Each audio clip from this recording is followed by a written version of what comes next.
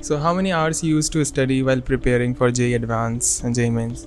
What are the sacrifices you have to make to crack this exam? Is it possible to be in a relationship and crack this exam? How many times did you revise? या how often did you revise? लड़कों के लिए होता है कि they watch a lot of porn and masturbate. So, कितना करना तुम्हारे हिसाब से moderate है ये तो बता सकते हो. So how many hours you used to study while preparing for JEE Advance and JEE Mains? Coaching के अलावा 4 to 5 आवर्स हम सेल्फ स्टडी करते थे और उसके बाद में जब मतलब जैसे जैसे अब वो जेई नज़दीक आने लगी उसके बाद में हमारा मतलब रूटीन होता था सेल्फ स्टडी के लिए 9 to 10 आवर्स. जिस दिन कोचिंग ऑल्टरनेट डेज रहती थी तो उस दिन self study like 5 to 6 hours हो पाती थी और जिस दिन कोचिंग नहीं होती थी तो उस दिन 10 to 12 hours a day. I started studying 2-3 hours शुरू में like 10th 11th में and later on I increased it to 5-6 hours. तो जो कोचिंग को जैसे कोचिंग टाइम है उसको तो अलग ही रखना है, तो उसके अलावा जो टाइम देना होगा उसका अप्रॉक्सीमेटली 6 to 10 आवर्स आओ. तो उसके अकॉर्डिंग कितनी कैसी प्रिपरेशन चल रही है ना, कैसी करनी, क्या ब्रांच चाहिए मुझे, जैसे तुम्हारी वो एस्पिरेशंस जैसी ना उसी हिसाब से टाइम देना पड़ेगा. तो 6 to 10 हाँ मिनिमम कितना देना ही पड़ेगा. मिनिमम 6 तो पर सब्जेक्ट 2 आवर तो मिनिमम है. आई थिंक सब्जेक्टिव है ये कि कितनी देर करना है और टॉपिक टू टॉपिक भी डिपेंड करता है कि कोई टॉपिक आपको कितने इजीली समझ आ रहा है तो आपको कम टाइम भी तो उस पर चलता है. एंड लाइक 4 आवर्स एक स्टैंडर्ड है मेरे हिसाब से.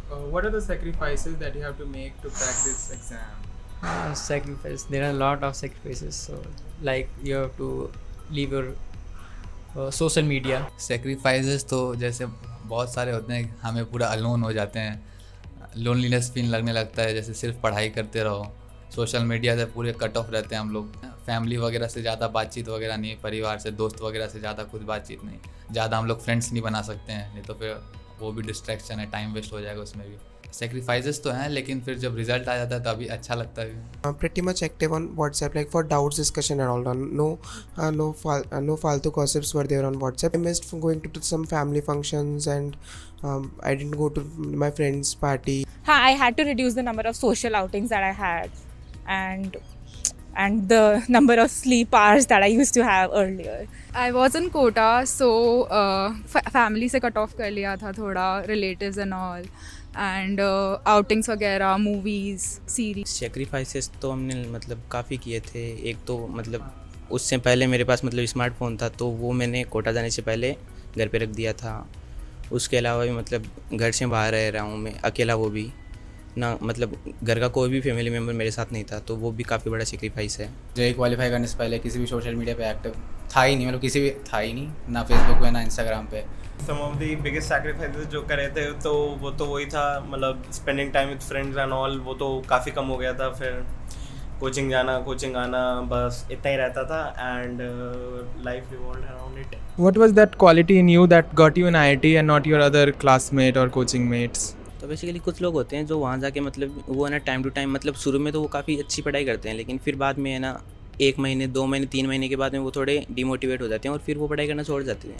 तो ये काफ़ी बड़ी गलती है उन लोगों की. अगर तुम लोग मतलब कंटिन्यूसली पढ़ाई करते रहोगे तो डेफिनेटली सिलेक्शन हो ही जाएगा. तो बस यही है कि अगर मान लो कि तुम लोगों का टाइम टेबल है कि दिन में 5 घंटे पढ़ना है मतलब पढ़ाई करनी है या फिर केमिस्ट्री पढ़नी है 2 घंटे, तो वो 2 घंटे केमिस्ट्री पढ़नी ही है. उसके जितने जो टॉपिक्स है आपके टाइम टेबल में वो कवर करने ही है. अगर ये लास्ट तक रहेगा, यही वाला रूटीन अगर लास्ट तक रहेगा तो फिर डेफिनेटली सिलेक्शन हो जाएगा. Being serious for the exam and having a aim to crack something and being determined about that aim, that makes me like different from other.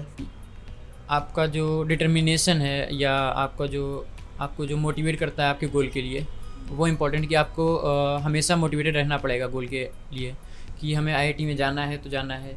उसके अलावा कोई मेरे पास सेकंड ऑप्शन नहीं है. अगर आप दूसरी चीज़ के बारे में सोचने लगेंगे तो फिर माइंड डाइवर्ट हो जाएगा आपका, तो फिर फोकस बना रहेगा तो फिर हो जाएगा. A quality would be that I put in efforts, and even when there were times when things weren't going according to what I would have wanted them, I wasn't getting good results. So I persisted through those periods and I still got through them. Like I held up through those times. So I think that is what a lot of people fail through. A lot of people give up during that time. I didn't do that. So maybe that, and also I think luck was the main factor that played a role in me getting into IIT. अलग था कि उतना मैं और मेरा एक दोस्त थे, मतलब हम ही दोनों थे, ज़्यादा हम लोग किसी से बातचीत नहीं करते थे।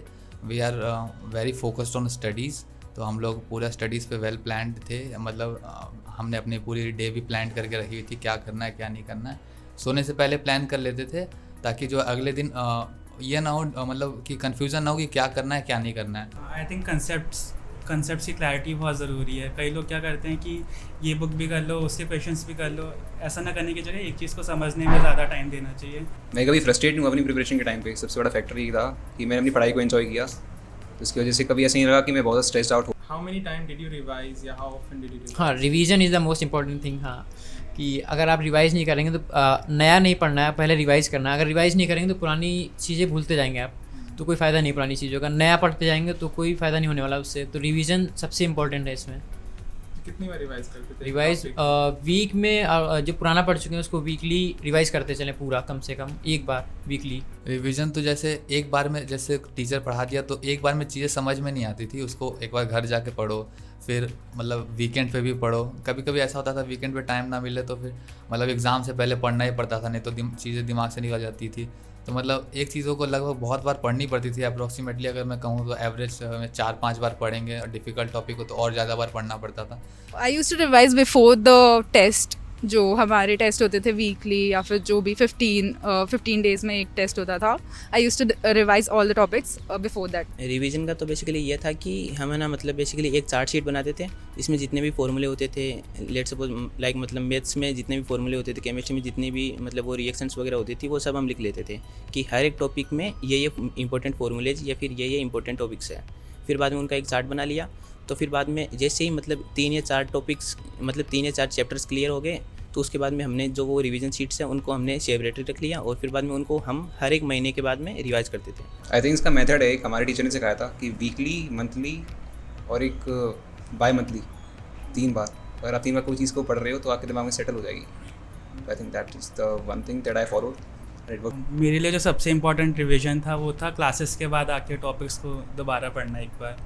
एंड देन उसके बाद जब कोई क्वेश्चन सॉल्व करते थे तो जब मेरे को लगता था कि इसमें एक कमी आ रही है तो फिर मैं उसे दोबारा पढ़ लेता था। ऐसा पूरा रिवाइज नहीं करता था topics. It depends on subject. जैसे इनऑर्गेनिक केमिस्ट्री थी, उसे बहुत बार रिवीजन करनी पड़ती क्योंकि वो रटने वाली चीज़ थी। तो इनऑर्गेनिक केमिस्ट्री मैंने 11th की ऑलमोस्ट कम से कम 10-15 बार पढ़ चुका हो, तो इसलिए मेरे को NCERT बहुत अच्छे से आती है इनऑर्गेनिक की। बाकी फिजिकल केमिस्ट्री कम रिवीजन किया था, और फिजिक्स सबसे कम रिवीजन किया था क्योंकि मेरे को कॉन्सेप्ट अच्छे से बैठ जाता था। Is it possible to be in a relationship and crack this exam?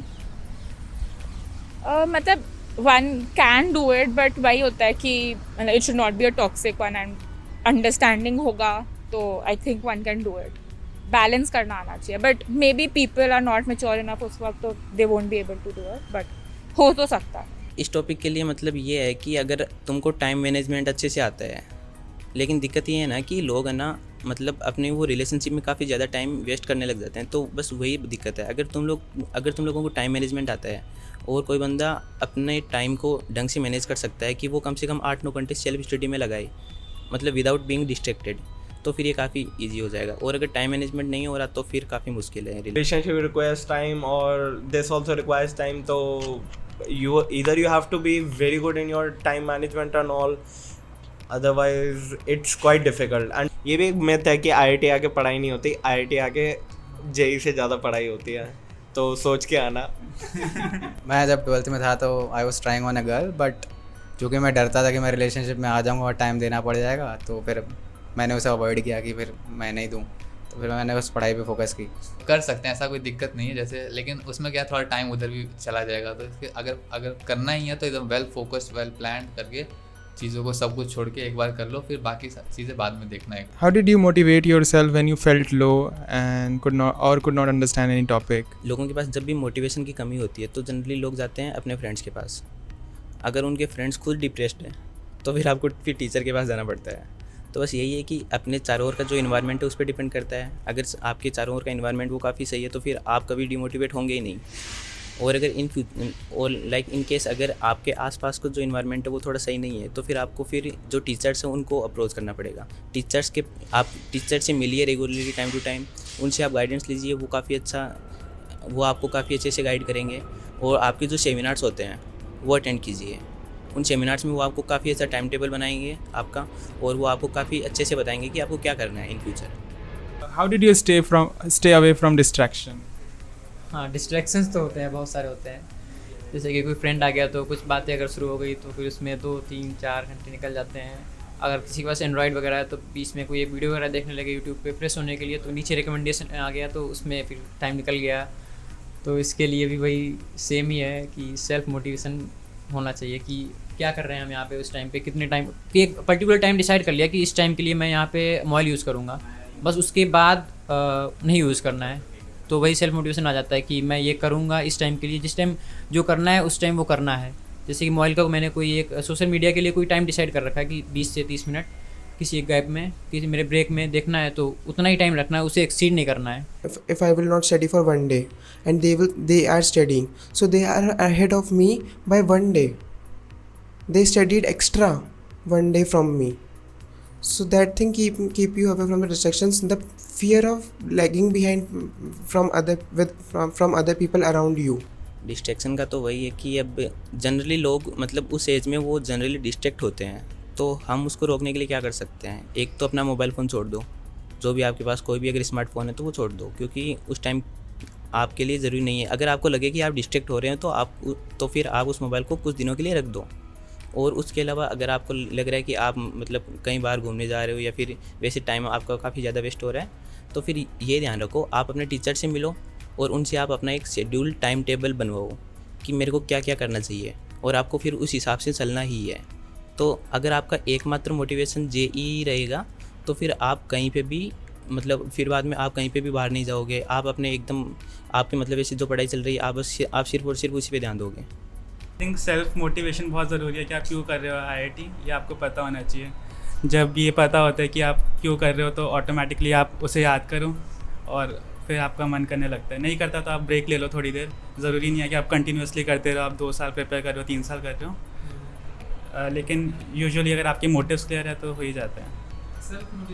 Self motivation मतलब कि आपको अंदर से पता होना चाहिए कि आप ये चीज़ क्यों कर रहे हैं। कई लोगों को लगता है कि मतलब पेरेंटल प्रेशर होता है, कई लोगों को पीयर प्रेशर होता है, इसकी वजह से कर रहे हैं। लेकिन जब आपको सब्जेक्ट में इंटरेस्ट और आपको like we are becoming engineers है, आपको अगर इंजीनियरिंग में इंटरेस्ट और पैशन हो तो आपको सेल्फ मतलब आप लो फील नहीं करते। जब आप करते भी हो तब यू कैन बाउंस बैक, ये रहता है। मैं कहना चाहूँगा कि जो जर्नी है वो मान लेनी चाहिए कि अप्स एंड डाउन से भरी हुई है। There will be high days, there will be low days.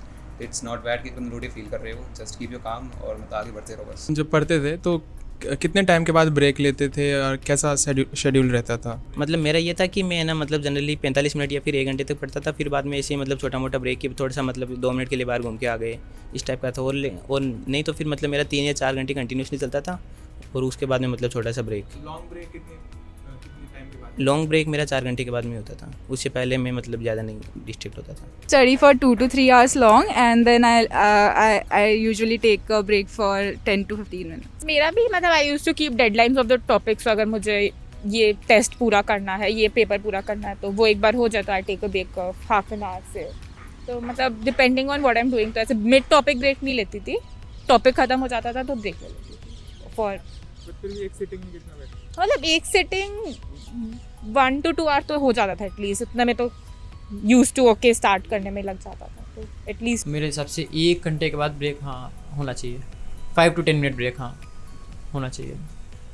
और लॉन्ग ब्रेक कितनी कब लेना? लॉन्ग ब्रेक जैसे कि एक मैंने सब्जेक्ट कंप्लीट कर दिया, उसके बाद एक ब्रेक आना चाहिए, हाफ आवर मिनिमम, इतना तो आना ही चाहिए। वन क्वेश्चन इज लड़कों के लिए होता है कि they watch a lot of porn and masturbate, ठीक है? तो तुम लोग कितना करते थे और कितना मॉडरेट है कि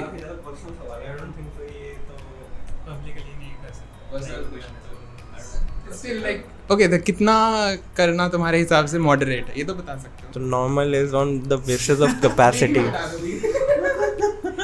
कैपेसिटी के ऊपर होता है सबका। ये प्रॉब्लम्स तो है यार। nowadays this is the biggest problem. Moderate कितना है? मॉडरेट कितना करते?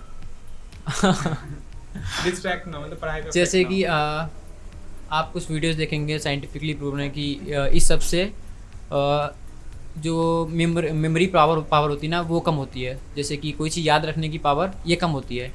ये बहुत सारी चीज़ें ऐसी वीडियोस देखेंगे तो आपको लगेगा कि नहीं करना चाहिए ये, आप मोटिवेट होंगे कि नहीं करना चाहिए, क्योंकि मुझे फिर भूलने लगूंगा, फिर एनर्जी कम होगी। तो अपना बताना है ना, कितना करते थे? मैं तो मोस्टली ये अवॉइड ही करता था जब स्टार्टिंग में, थोड़ा मंथली 1-2 टाइम, हाँ इतना तो।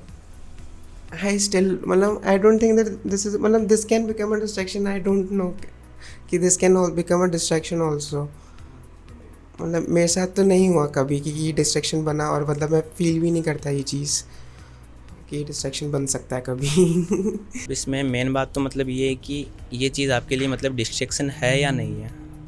जनरली लोग मतलब ये सब करते हैं, लेकिन उनके मतलब उनकी जो एजुकेशन लाइफ है, उनकी मतलब ऐसे जो वो एकेडमिक लाइफ है, उस पर कोई फ़र्क नहीं पड़ता, तो उनके लिए कोई दिक्कत नहीं है ये। लेकिन कुछ लोग हैं वो इतना ज़्यादा मतलब इसमें घुस जाते हैं कि उनकी जो पढ़ाई वगैरह है वो सब कुछ ख़त्म हो जाती है। जिस टाइम में आपको मतलब पढ़ाई करनी चाहिए उस टाइम में आप ये सब कर रहे हो, तो फिर वो थोड़ा सा ज़्यादा हो जाता है, तो उसको थोड़ा कंट्रोल करने की कोशिश करनी चाहिए। तो मेरा यही था कि जब तक मतलब हमारी पढ़ाई डिस्टर्ब नहीं हो रही है तब तक चिल है, कोई दिक्कत नहीं है। लेकिन जब ऐसा लग रहा है कि हमारा जो टाइम टेबल है वो फॉलो नहीं हो, अब तुम कई बंदे होते हैं वो 10-10 कई बंदे होते हैं वो दिन में 2 बार भी करके लाइक सेटिस्फाई नहीं हो पाते, और अगेन तो यही है। देखो जितना ज़्यादा देखोगे उतनी ये ज़्यादा देर तक तुम्हारे दिमाग में घूमेगा और फिर वही टाइम वेस्ट होगा।